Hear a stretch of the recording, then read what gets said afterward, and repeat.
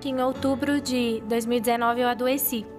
E foi muito, assim, assustador, porque foi do nada. E quando eu fui tomar banho, eu tirei a roupa e eu assustei, porque eu tava cheia de hematomas. Parecia que eu tinha sido atropelada.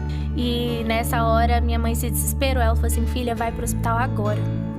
E eu fui pro hospital. E aí, quando eu fui mostrar pro médico os hematomas já tinham se quadruplicado. E eles nasciam hematomas na frente dos médicos.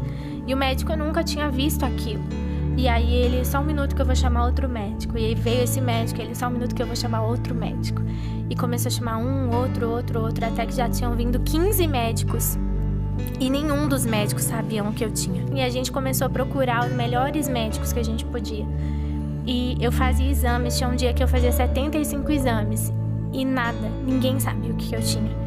E tipo, a gente já tinha procurado os melhores médicos do Brasil. E você sentar na frente de um dos melhores. E ele falou assim, olha, tem coisas que a medicina não é capaz de explicar. Tem doenças que a gente não entende. E o que a gente entendeu, a gente fez os exames mais tops, os mais avançados. E tudo consta como inconclusivo. Tem doenças que a medicina ainda não sabe que existe. E a gente não consegue explicar o que a filha de vocês tem. E aí a gente entrou no carro para voltar para Belo Horizonte, para procurar outro médico, hospital, qualquer coisa do tipo. E nisso que a gente foi voltar, o Senhor me deu uma visão. E nessa visão eu via o meu irmão pequenininho no consultório de um médico. E eu via o meu irmão entrando lá, meu pai e minha mãe, e a conversa acontecendo, e eu lia na porta o nome desse médico, Dr. Bernardo Gontijo. E de repente eu acordei da visão e o Espírito Santo falou assim comigo, você tem que ir nesse médico. E quando eu cheguei lá, ele é um médico de doenças raras. E só que nesse tempo, com tudo isso acontecendo, eu já decidi que eu ia voltar a viver normal, entendeu? Bem doida, né? E eu tomei essa decisão, falei, eu vou voltar a fazer o que Deus me mandou fazer, eu vou servir, eu tô doente, mas Deus continua curando, eu tô com problema, mas Deus resolve os problemas, porque não tem cura, Deus tem milagre.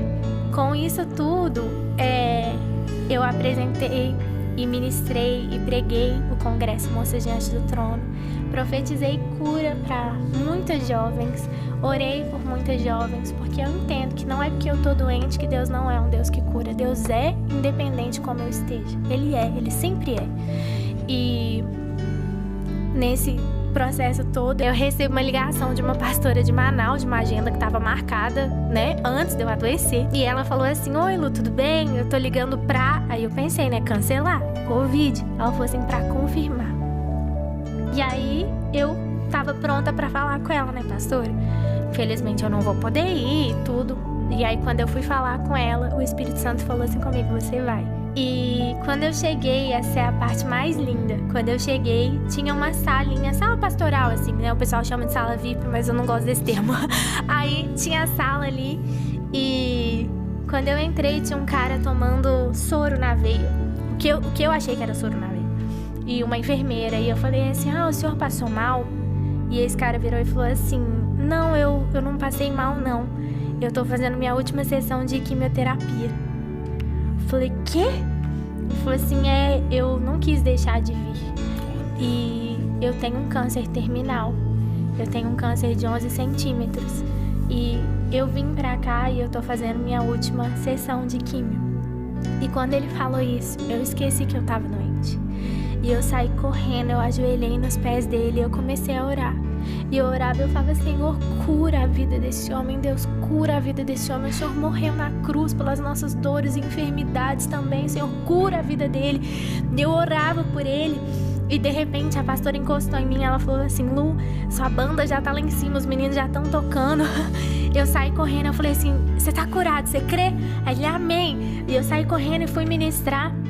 E quase 99,9% dos congressos eu faço o louvor e a pregação, mas nesse era só o louvor. E aí eu falei assim, eu ministrei, foi um poder, assim, poucas vezes eu senti esse poder do Senhor nessa ministração. Eu acho que literalmente, né, era entre vida e morte ali. E quando terminou a minha ministração, eles falam, com vocês o pastor da noite.